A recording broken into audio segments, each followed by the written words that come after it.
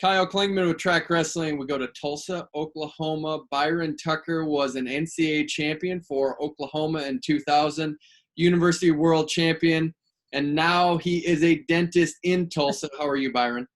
I'm doing well. Thank you. Thank you, Kyle. Good to see you, man. I mean, you look at your career at OU. You had a great senior season, but there was a lot that went into that because you didn't place your first 3 years. You redshirted in 1999. What went into those first 3 years? Coach Spates said you battled some negative thoughts. What were those thoughts that you were battling, and how did you overcome them? Well, I guess it mostly – I think it was mostly I don't think I battled anything other than what anyone else would battle. I think it was more or less I just didn't have the support group that I was always used to having. So when I was in high school, you know, my dad was a very big part. Well, actually, most of my life, from the time I was born, my dad was a very big part of my life. And you know, if he told me I could do something, then I believed I could do it. If I ever had a fear about something or any felt self-conscious about anything, as far as confidence in my abilities, he could say something and it would just make me feel better and more confident. When I went off to college, you know, he didn't want me to go to OU, but I didn't really know that. He wanted me to stay home close to go to a Virginia school that was closer to my hometown. And he was thinking I'd either go to Virginia Tech or Old Dominion, maybe VMI or Virginia. And I chose to come all the way out to Oklahoma. So he took that as an insult to everything he had done to be a part of my life, which we've worked those issues out since then. But that was the biggest thing, is just realizing how to be my own, I guess, my own motivation for confidence in myself. What's that like, winning the Ncaa Championship? You didn't place the previous 3 years. Does it give an extra good feeling, do you think, winning it finally? You know, I can't say that I really look back on any of those years before when I actually were able to achieve that goal. I was happy to achieve it. I really felt confident that I was going to win. But I would say, to be honest with you, if I look back on those 3 years, finally winning it really didn't make me look back on those years and say, you know, I finally got this thing. It was more or less, I wish I had done earlier what I did to I guess, to catalyze my success in this sport, rather than wait until my redshirt year after my junior year. I wish I had exercised some advice earlier on that I did not exercise until my redshirt year, when I really felt like I tried everything else. I may as well try this, and that was you know, consult someone that basically knew how that would help me figure out how to get the most out of myself. How'd you get to be such a good leg rider? Chuck Barbie. You know, I'd say it's a lot of hours in the room. I first started to build my leg riding technique when after my freshman year of college. I wanted to mimic the leg riding tactics of Dave Schultz, and because I was a huge fan of his, and at the time Mark Manning was our assistant coach, and he really helped a lot with helping me develop, or at least to start, initiate developing my leg riding. However, by the time I got to the point where I was actually feeling confident to, use it during competition, was after many, many hours of training with Chuck Barbie. You know, he was a leg rider as well, a different type of technique, but it all basically is the same. When you were in high school, it's my understanding you went 3 years at a high school and then you transferred for your senior year. Why did you decide to transfer in high school? All right, so now that's another part of the story, that's for sure. So to start your question off, so the first 3 years of high school, Well, the first part of my life in wrestling was basically through my older brother, Warren.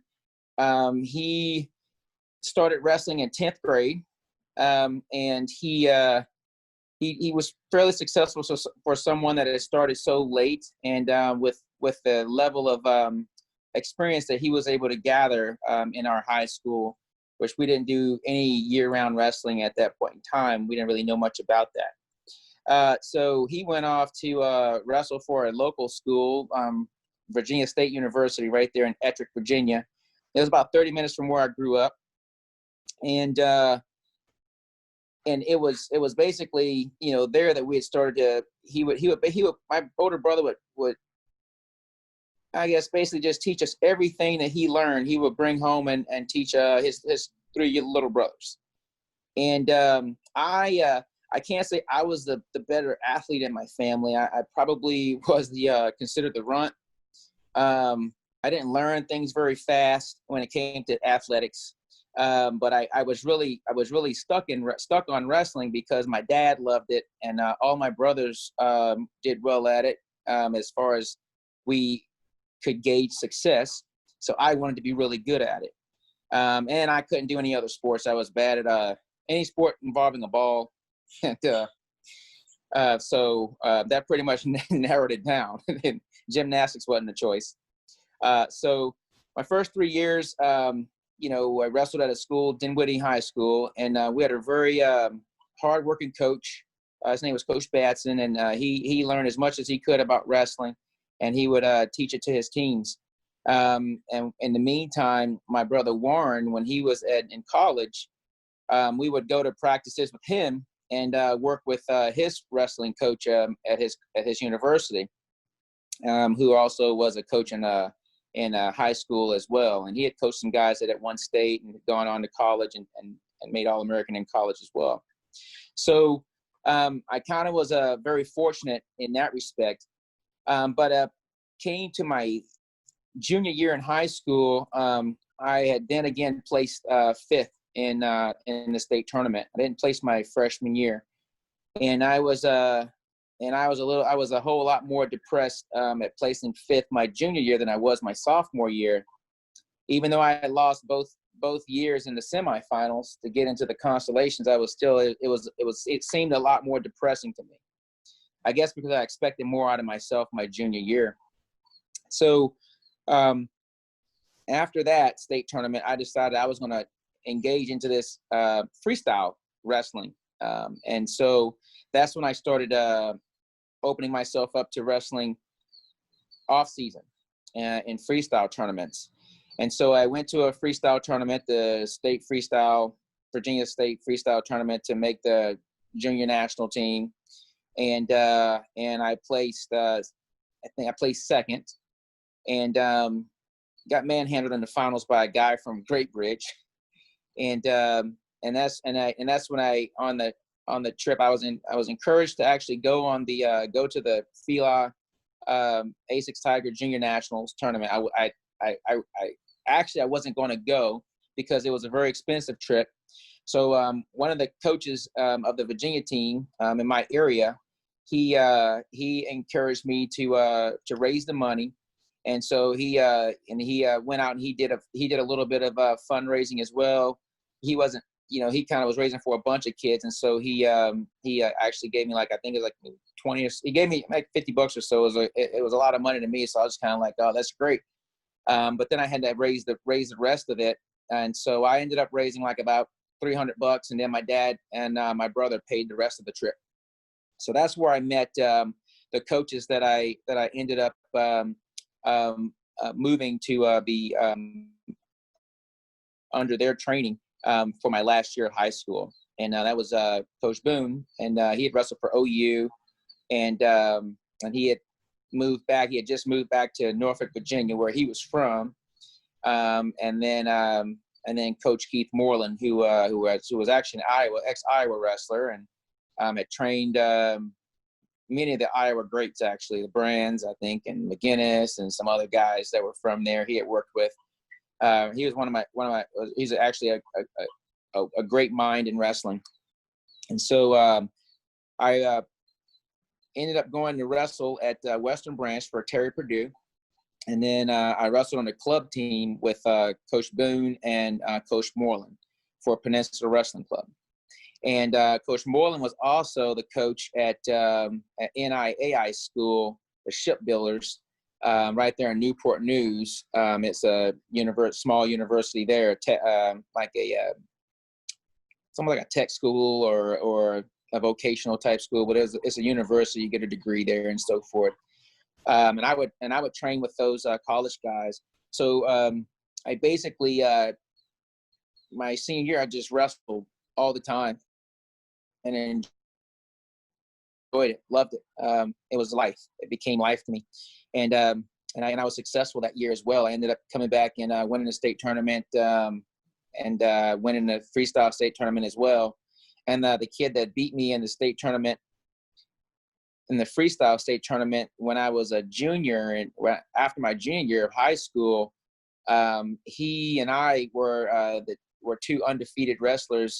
He had not been beaten any he was going on his second undefeated year. And I went up a weight class when we wrestled their team and beat him to keep him from being undefeated for 2 years in a row. And then went on from there to college. So was it the OU connection that you mentioned earlier, the reason you went to Oklahoma? Did you have other offers? Yeah, I did. I actually, it's kind of ironic. I was really set on going to Edinburgh. I wanted to wrestle for Edinburgh. And I actually was doing everything I could to avoid going on a visit to Oklahoma. I didn't know anything about Oklahoma except, OS John Smith, and it just wasn't on my radar, and it was a long ways away from home.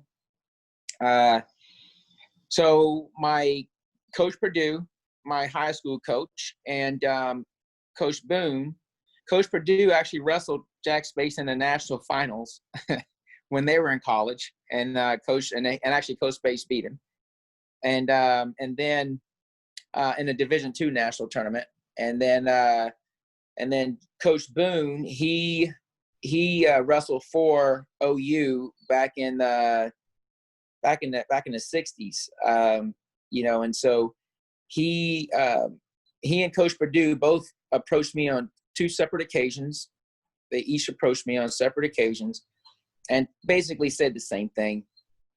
You should go and visit. It's a big time school. They have a premier wrestling program, and with all that we've put into you time wise, we consider it, we would take it as a disrespect if you don't at least go visit. And I loved them, so I love both of them. So I was like, what does it hurt? So I ended up going on this Oklahoma, this recruiting visit to the University of Oklahoma, and it was during Easter weekend. And I wasn't very much of a partying kid, so I enjoyed it because I was like, man, I got the chance to just hang out, and it was a lot of downtime. There was something about the university, or something about the visit that made me feel optimistic that I could achieve my goals, all of my goals there. And so I signed on when I was officially allowed to sign my letter of intent. My dad met Coach Space, ended up flying to Virginia with me after my visit, and him and then Coach Purdue picked us up from the Norfolk airport, and then we met my dad in Waverly, Virginia, which was halfway in between where I grew up, and signed the papers there in the 7-Eleven right there across from a old paper factory that had been there since I'd ever driven through Waverly. And I'll never forget my dad asked me, he says, "You sure this is what you want, son?" And I was like, "Yeah, Dad, I really feel optimistic about this." And he didn't say anything else. He just said, "Okay." So he just signed, and we both signed that day in that 7-Eleven. It's kind of funny. So if they ever do a documentary on you, you better go back to the 7-Eleven if it's still there. Yeah, they'd have to go back to that 7-Eleven for sure. Cool. A lot happened there, huh? So It's interesting, though, because you beat Josh Koscheck from Edinburgh in the finals of the 2000 Ncaa Championship, and you were going to go to Edinburgh. Yeah. It is so weird. I was really set on going to Edinburgh. I was a fan of Bumgarner's, Olympic champion, and I was really I was flattered that he'd even consider me to wrestle for him at Edinburgh, because he was a head coach at the time. Tim Flynn was just he was the assistant at the time. Mm. And it's kind of funny, it's just an ironic, it's a very interesting path, is all I can say. It's a very interesting and eclectic path. Well, if you're at OU when Jack Spates was coach and you won an Ncaa championship, you wrote a song, I think. Or did he write a song for you? Yeah, he did. He did write a song. I think it was named The Journey or no. Shucks, I can't remember the name of it right now. But he whenever someone would win a national title, he'd write a song for him. And he sung it for you too? Yeah, and then he's singing at our banquet. Okay. And oh my gosh, it's been 20 years, man. I cannot remember the name of the song. But it was basically about my journey, because I think the biggest thing for me was what I was able to do, and I've been doing ever since, because it was basically like Logan Wright was a counselor of mine and a mentor that was very instrumental in my development. And the funny thing is, I was told to meet to go to him early on in my career, and I just decided against it. And I think one of the things that he and I had discussed a lot was learning how to just appreciate the chase in life. There's going to be a lot of goals to chase in life, a lot of dreams to chase, and you have to learn to enjoy the chase. If all you have your mind set on is the end result, for one, you may never meet the end result, and not really learn and enjoy the life all the way up until that point. And that's basically, so I think that's where he got that song from, because that was my theme, basically, was just to enjoy the chase. I enjoyed the entire season. I didn't cut weight. I could eat what I wanted. When we go on trips, I'd room with the heavier weights, the 90-pounder or the heavyweight. And all I had to focus on was just wrestling and winning, and learning from every match and just trying to get the best and the most out of myself. What is that early on where you kind of think you can do it on your own, but you really do need some help? And it sounded like you needed some people to get you to that point. Can you dive into mentally what that was holding you back for a while? Well, it wasn't that I wanted to do it on my own. It's just that I was so used to having my dad there to do it for me. And when he wasn't there, it really put me in a situation to whereas I for a long time I did exactly what a lot of like young kids do. I just preserved that place for him, just because I didn't really know what was going on until we had a chance to just talk about it. Because I had a great dad, he's been a great dad. It's just that I think he just he was a single parent. I had my brothers and I, and he felt like with everything he had sacrificed, I should at least stay home and go to school, because there was a lot of good schools to go to. And it's just, he didn't understand I don't think he just didn't understand that what I was thinking at the time until after it's said and done. But for that part of my life, it wasn't that I wanted to do anything alone. I wanted a support group. It's just that what I learned is, and what I know even till this day, a support group is it's an important aspect of anyone's life. But it's not something that just happens on its own. There's a lot of people that probably felt like they could be a support because they were trying to support me in what they thought my quote unquote problem was. And from my point of view, it didn't seem sincere. Not that they weren't sincere. It's just that because they didn't really, they didn't know how to listen to what was coming out of my mouth and how I was communicating. It didn't really seem like they were sincere at all. And that was pretty much most people. Like I'll have people even today, they'll say, oh man, this is what you did. And I'd just be like, yeah, that's what I did, or they'll think I can help some kid out that has a self-esteem issue on the mat or self-confidence issues. And, I probably can't, you can't, there's something that has to be a connection, that's made. Whereas, the person says, hey, this dude or this gal or this person understands my issue. They understand what I'm going through, and they have a means of helping me. There was no one else that I had that connection with, except Logan, because he just knew how to just sit there and listen, and then just guide me to help me figure it out for myself. I can't really say he ever told me a lot. It mostly was just him sitting there, and we talk and talk and talk and talk, and I'd be like, wow, I didn't know that, that really bothers me. And he'd be like, well, why does that bother you? And and I say, well, I don't know. Well, let's talk about it next week. And so that's basically how it went. No one else ever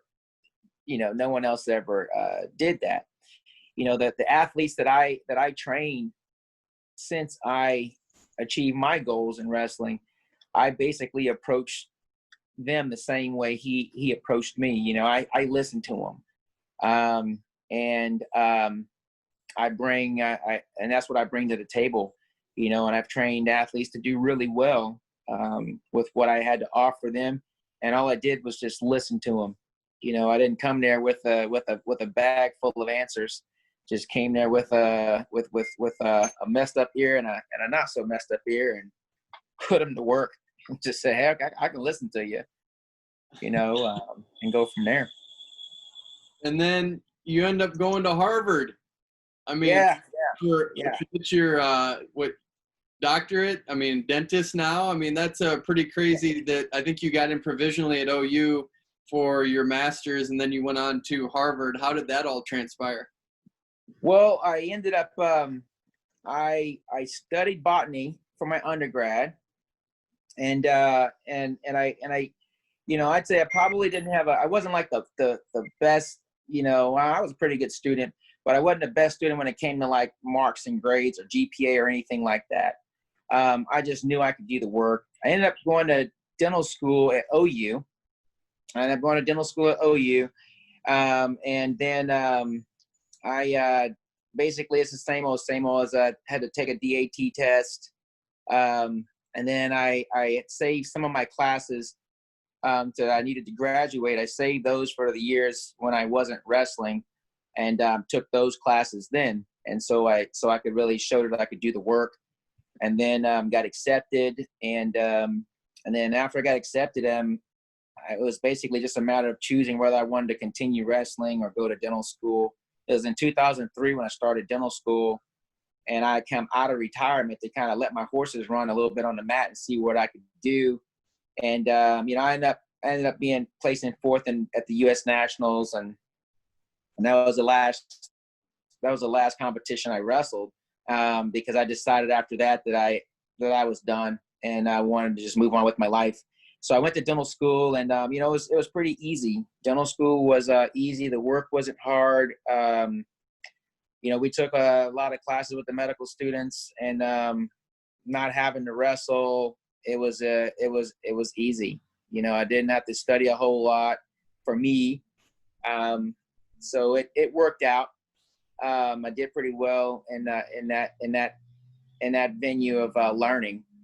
And so I went on from there. When I originally started dental school, I wanted to be an oral surgeon. And so I had my heart fixed on that for a little bit. And then my wife at the time, whom I'm no longer married to, but my wife at the time, she said that that wasn't the life that we had agreed on, because I wanted to be a ER or oral surgeon, whereas I just kind of went in and you know, saw the nasty emergency room injuries, facial injuries and so forth. So and that's just what I was hungry to do. And then I took that totally off the table and decided I wasn't going to do that whenever we had sat down and talked about specialization. And I decided I'd just go ahead and do something general. So it was about my second year of dental school, the second part of my second year, that I got into endodontics, and I was horrible at it. I mean, I was afraid that I was like, wow, there's no way I would want to do this to a living human being, you know, and not without more practice. And so the summer, from in between my second and third year, I did what I did in wrestling. If I wasn't good at something, I'd spend extra time doing it to become great at it.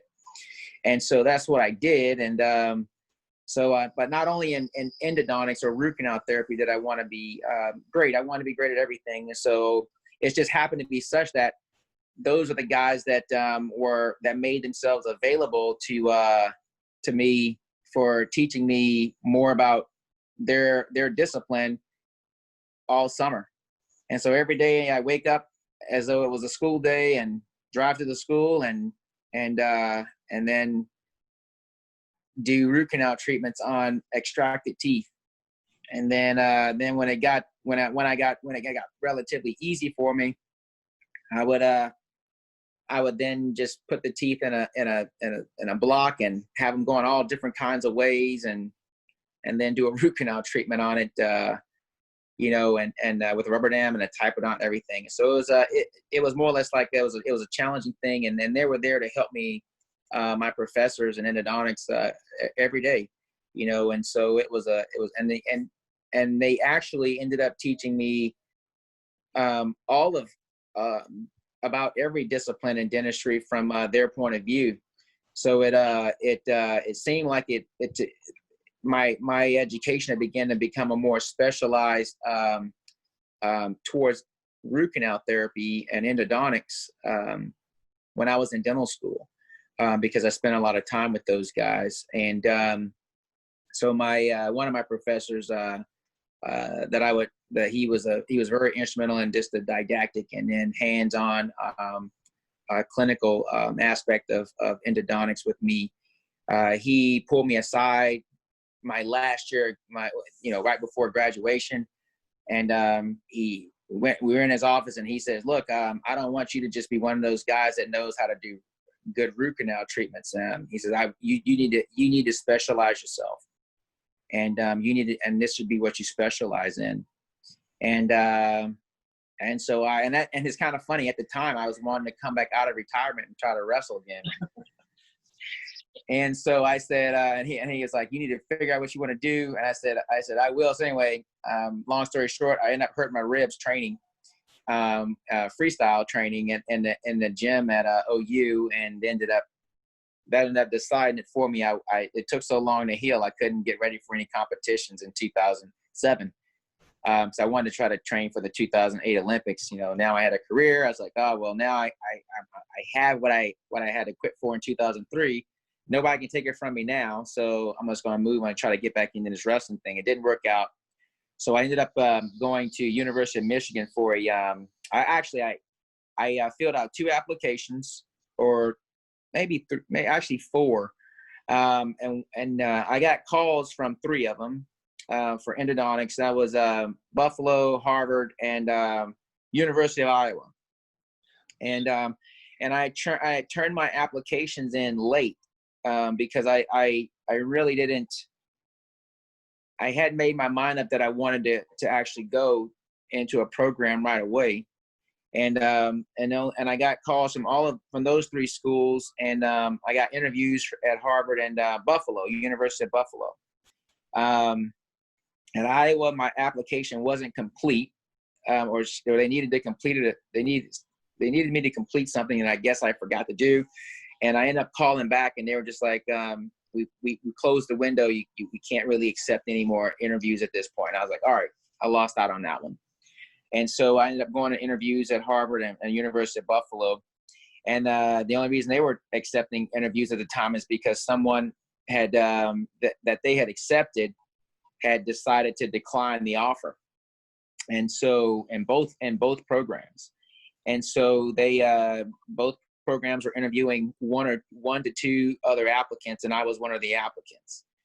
And Harvard ended up choosing another guy over me that year, and he was a really great applicant. You know, he was probably one of the best guys in our residency when I was there, and he was just a year ahead of me, and he was probably hands down one of the better guys there. But he was a very experienced dentist that just wanted to specialize in endodontics. And so the very following summer, I was at University of Michigan in a residency there for general dentistry, and then I think it was late August, I got a call from the director at Harvard, and he said, we didn't see an application from you. And I said, well, I just really didn't. I mean, Harvard had this really extraneous application. I mean, it was as long, it was like filling out a booklet. And I was just kind of like, with all these essays and stuff. And I was like, I said, Dr. White, I just really said, man, I said, I just had some life issues, and I just couldn't do that long application. And he says, he looked at me, and we were on the phone, and he says, well, look, how about if you only had to do one page asking us to reinstate your application from last year, so I can just submit you to the board to see if I can get you, if you can be in this year without an interview. And I said, without an interview, I don't have to fly. He's like, yeah. He said, we really wanted you last year, but the guy we accepted, Ing was his name. He was a great applicant. And I was like, yeah, I totally get it. I get that. I'm an athlete. I get when you're not the best at something at the time.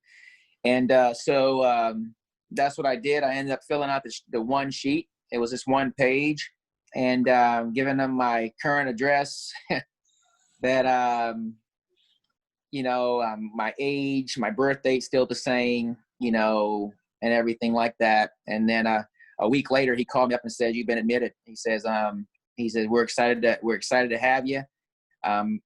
We know you have some other offers," and I did. And he says, he said, but so we have to have your answer by the 11th of September. And so I said, fair enough. And then a week after that, Buffalo called me and said, hey, we want you. We have a space for you. And you have until the 11th to give us your answer. And I was like, man, these two guys talk. So I didn't have to go out. I didn't go on any interviews the next year. I just basically I just left it between the two places that I didn't have to go do an interview. University of Virginia, VCU, not University of Virginia, but VCU, they wanted me to come out for an interview. And I was just like, well, I got these two offers that I don't have to leave and do anything for. So I'm just going to go ahead and just decide between the two of them. And that's what I did. So I ended up choosing Harvard because I always wanted to live in Boston, and it's a really good school. And I got a master's in medical science during the time I was there, with a discipline and a certificate in endodontics. And then how did you end up in Tulsa with the practice? Well, I ended up, first of all, in Maryland. I practiced there. I really enjoyed Maryland. I liked the practice, and I liked my boss where I worked. He's a very generous man. It was a very laid back office. I just didn't feel, I at the time I was much younger than I am now. And I felt like I needed to do more. I needed to work more, and I needed to make more money, and had all this debt to pay off. And so I wanted to up my ante, and the only way to do that was to purchase into a practice. Well, so I ended up getting my feelers out, and I wanted to get back to Oklahoma. I don't even know why at the time, but I felt like I needed to be back here in this area. So I looked at a practice in Texas, Dallas, Texas, in the Highland Park area, and then here in Tulsa. But the practice I was looking at that I ended up finding out was here in Tulsa, I thought was in Oklahoma City area. So but due to non-disclosures at the time, they couldn't tell me where the practice was until I accepted an interview. And so I'd already accepted the interview here. So I came, and, everything seemed about the same as it was in Maryland, except that I would be on the track for becoming a partner. And so that's how I ended up here, Do you like it when they call you Dr. Tucker, or do you prefer Byron? I prefer Byron. I'm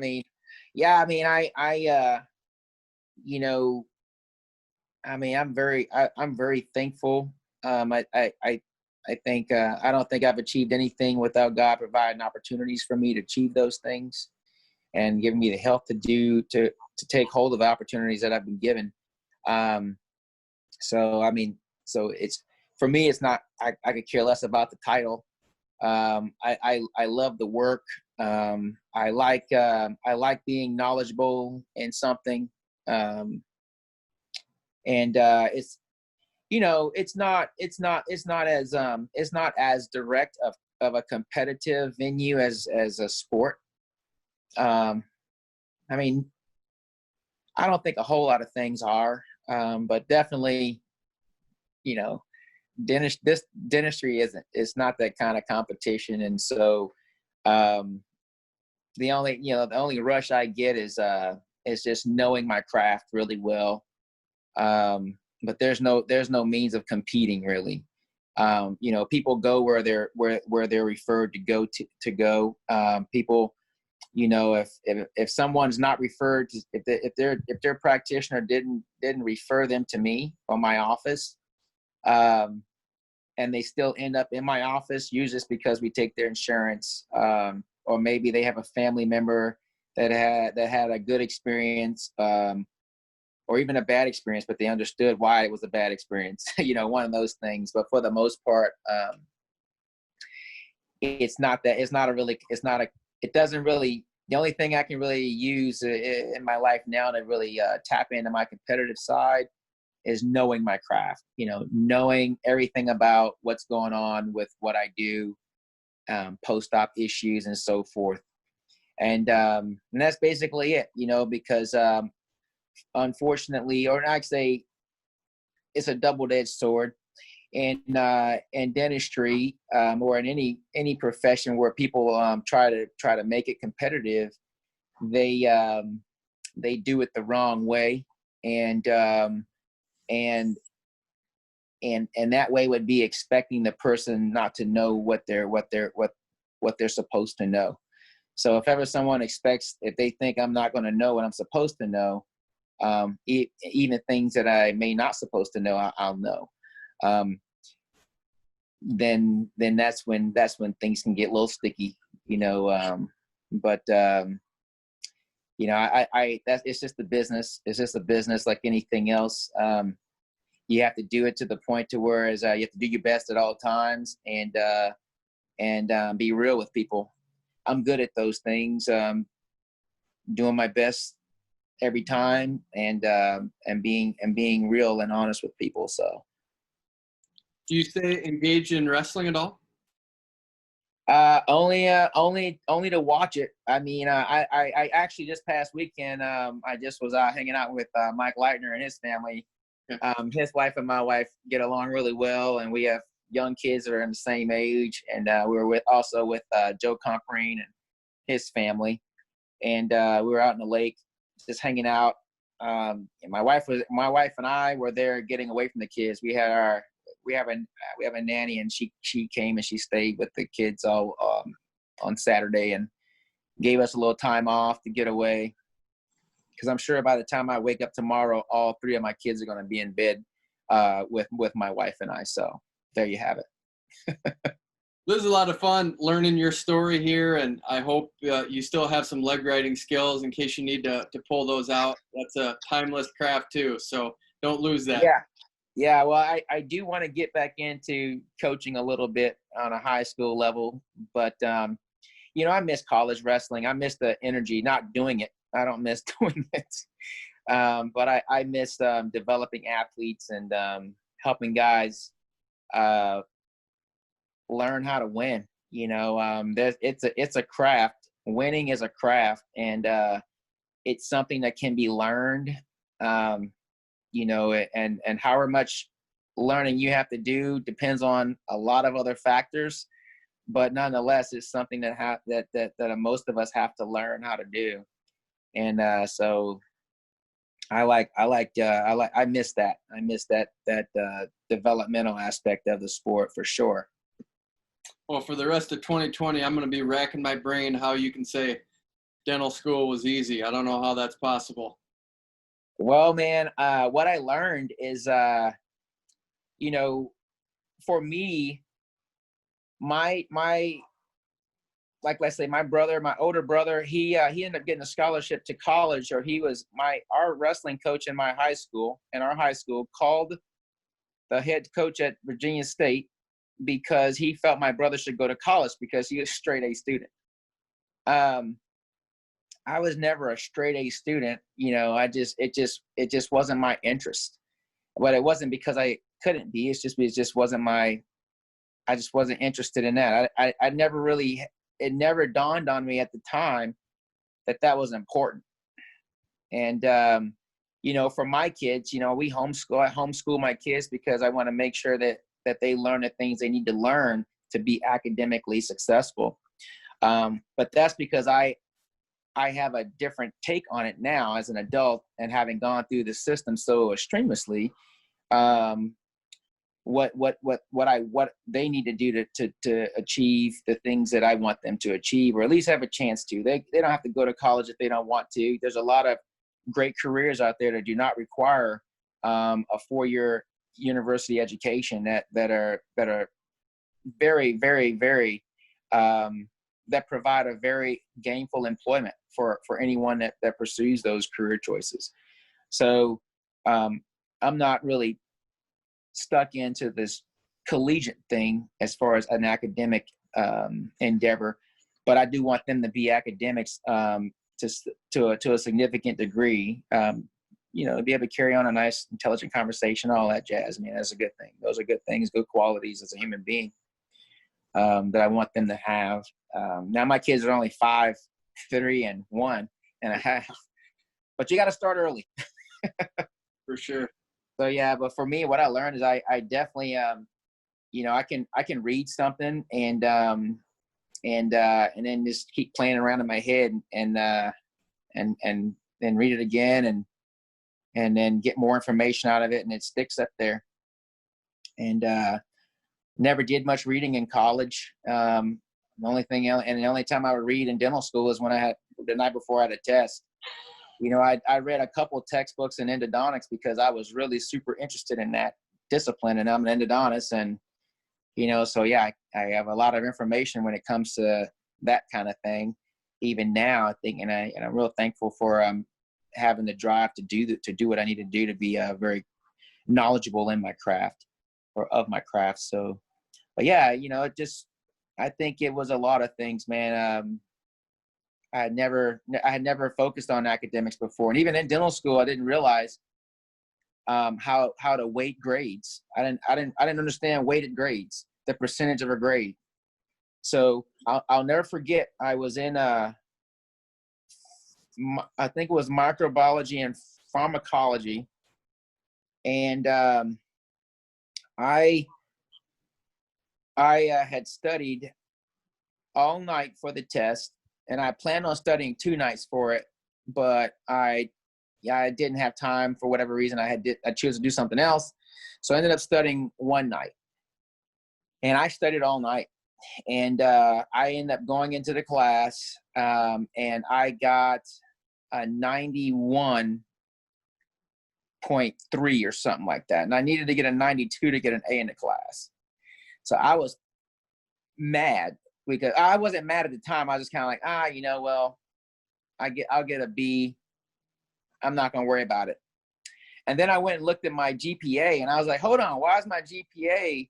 It wasn't what I expected, so it was like a 3, 5, or 6 or something like that. And I was thinking it should be higher, because, I had more A's than B's, but a number of the classes that I had A's in, they weren't as weighted or as heavily. And so as soon as I learned that, then I wanted to go and retake the test. And so I went to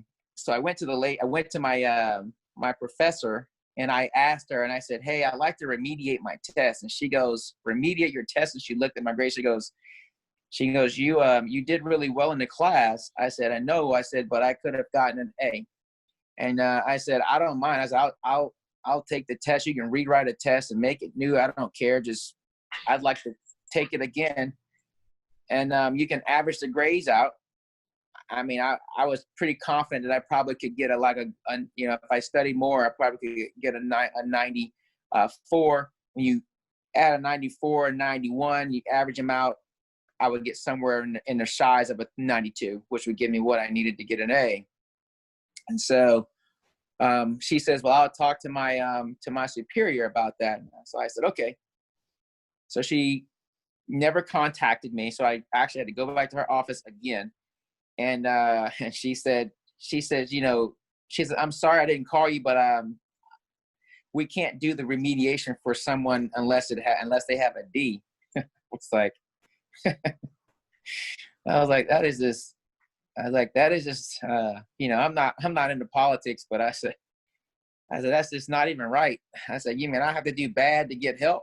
It's like, it makes no sense. It's like, I said, and so anyway, and that's when I learned about weighted grades, and that changed my study. That changed the way I study things from that point on. Great life lesson, huh? Yeah, it was. But I definitely, my girls and my boy will know about it. I remember people would always say, this test is worth this much. And I would always say to myself, just get an A on the test, just get a good grade in the test, and you'll be all right. And they were just trying to figure out how, strategically how to get a reputable grade. And I didn't understand any of that stuff. So, oh well, it's all over now. Next time, if we talk to you, I want you to find those lyrics, and I want you and Jack Spates to sing that song for us together. Let's sing the song together. Yeah. I cannot remember the name of it. I'm gonna have to text them and see what the name and get the name of that song. Oh, The Quest.